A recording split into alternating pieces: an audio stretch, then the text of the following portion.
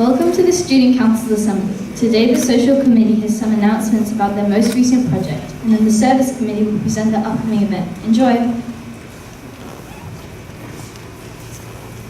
Good morning. My name is Samisha Sood and I am the head of the Social Committee in the Student Council. The Social Committee is responsible for hosting events, managing social media, and any of the other fun stuff in the Student Council. We do things such as prom, galas, or student events that we host, and we usually work on them throughout the year.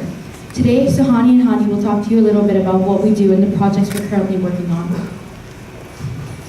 Good morning. My name is Hadi and I'll be talking to you about the Student Council Instagram. As part of the Social Committee, we're delegated different projects within the Instagram team. We create posts to advertise school events such as bake sales and clothing drives. The Social Committee also does Monday morning boomerangs. We'll come into classes and then take boomerangs of something cool you guys are doing in the morning. We post a ton of fun activities for you guys to take part in as well. The Social Committee has created an Instagram team that posts on a regular basis. Our posts are about the school and current events happening. Recently, we have begun to start a competition called #GreenerDCIS. In this competition, all you must do is take a picture of how you make DCIS greener and environmentally sustainable and send it to us. The winner of this competition will have a creative and effective response. Our Instagram page is called DCIS X Student Council. Please follow us and check the page for new updates. If you have any specific questions, please just direct message us and we'll respond. Thank you. Hi everyone, my name is Sahani and today I'm going to be talking to you guys about Student Council podcasts. So, what's going to be in the Student Council podcast? The Student Council has decided to come up with podcasts that will be uploaded on a regular basis. In these podcasts, we talk about certain topics that are interesting or topics that we simply haven't been taught as subjects. Our topics range from talking about physics or evolution of mankind to talking about how to buy a house and how to prepare before a job interview. For example, I did a podcast with Ms. Eaton about politics, where we basically talked about what politics actually was, if it was interesting, and what it was like in university. Similarly, I did an interview with Mr. Jury about mathematics. We talked about what mathematics actually was, if it was interesting, and what it was like in university. Also, it's important to note that everyone in the Social Committee has done at least one podcast, which means that there would definitely be more than one opinion, or more than one perspective with which things will be looked at. I'll be going into a little bit more detail on that later on. As an addition, we also brought up some issues that are currently impacting our world. For example, we talked about the government shutdown in the United States, which turned out to be the longest in US history, and discussed how it affected a plethora of people with government jobs, as they weren't given their paycheck for nearly a month. The cause of all of this was due to a standoff between the Democratic Party and the president. It was extremely interesting to hear someone else's opinions on issues that are currently happening. So, why do we do podcasts? Well, we do podcasts so that you can broaden your knowledge and your perspective on the things that you have learned. What we see in a first glance or a first view is only a fractional portion of what it really is. For example, we can realize that there is more to the world than just plain black and white. The more we think about it, the more information we gather, the more different opinions that we hear, the more that we begin to realize that the world and situations in general are way more nuanced than what appear on the surface. Podcasts help us understand and learn these things that we usually wouldn't. The more we learn about these nuanced perspectives of the world, the more it helps us with our school lives, our careers, and it helps us become better citizens as we think more in depth. If you would like to hear a topic be discussed in one of our podcasts, you can talk to anyone in the Social Committee and we will try to make a podcast about your suggested topic. If you would like to hear more information about our podcast, please feel free to talk to any one of us in the Student Council, and we would be more than glad to provide you with more information. If you would like to listen to our podcast, it is available on the app called Anchor. On the application, if you search up The Social Edit, you will find our channel where we will post our podcasts. Thank you for listening, and feel free to find us around school and ask us any of the questions that you might have regarding the Social Committee podcast. Thank you.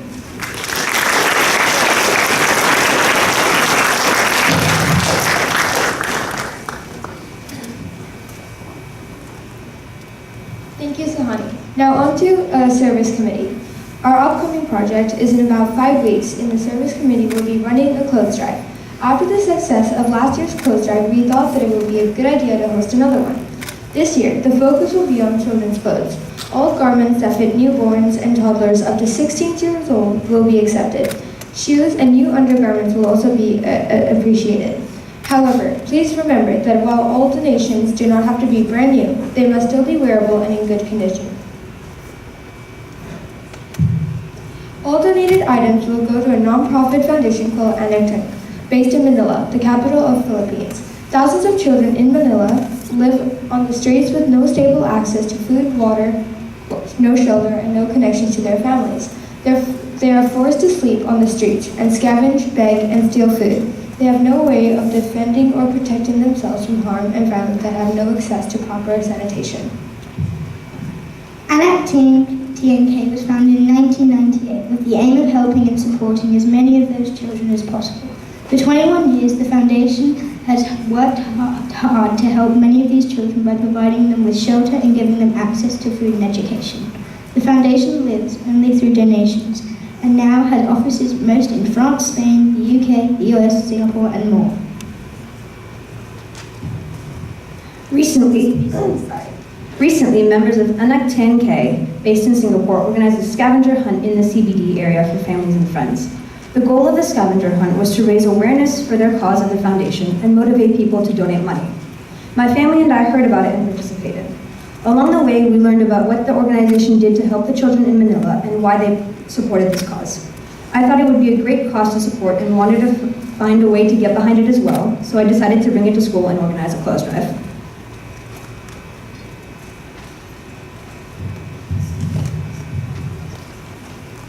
Some key figures of Anak TNK are that they have about 50 mothers living in Manila that help the foundation by reaching out to as many children as possible and bringing them to the foundation's care centers.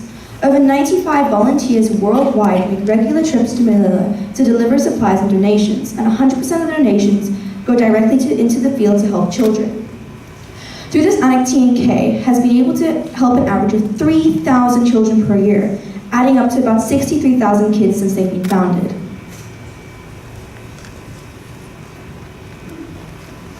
One of the foundation's main programs is the Street Children Program.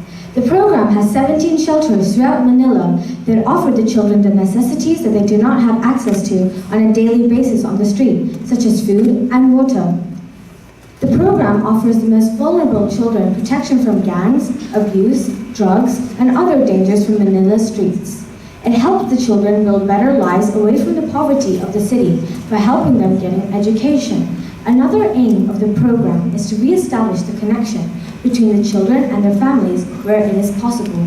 Anak means child in Tagalog, a language from the Philippines, while TNK stands for Tulay ng Kabata, which translates to a bridge for the children. Anak TNK strives to rebuild the bond between the separated families, and although the reunions are rare due to problems from within the families, they are the ultimate goal that Anak TNK strives for. The foundation also helps with children with special needs. They have 3 specialist shelters in Manila for these children, and they have helped over 55 of them since these shelters were opened. The foundation's focus is to reconnect them to their families and to ensure they have a safe place to sleep away from the discrimination of Manila's streets. It also aims to give them opportunities to shape their futures through workshops and an education specialized to their needs.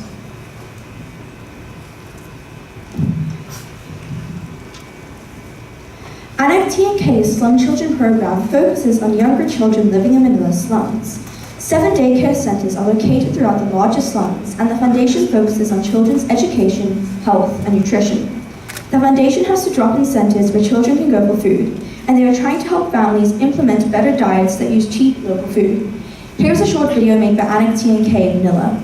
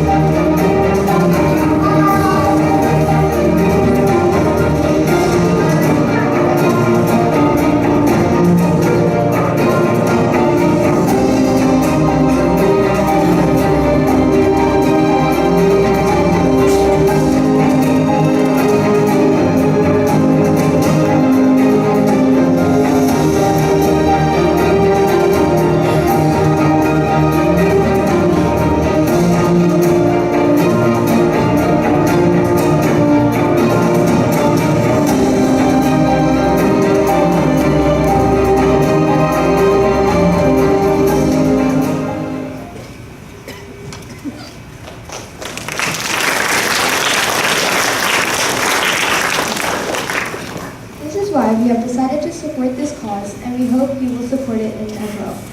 In addition to doing this clothes drive, we will be having a bake sale next week, on Wednesday and Thursday during break. The money raised for this will cover the cost of sending all the clothes to NNKIN's headquarters in Manila. Any leftover money will be sent to the foundation as donation. Thank you for listening to our assembly, and please help us support this cause.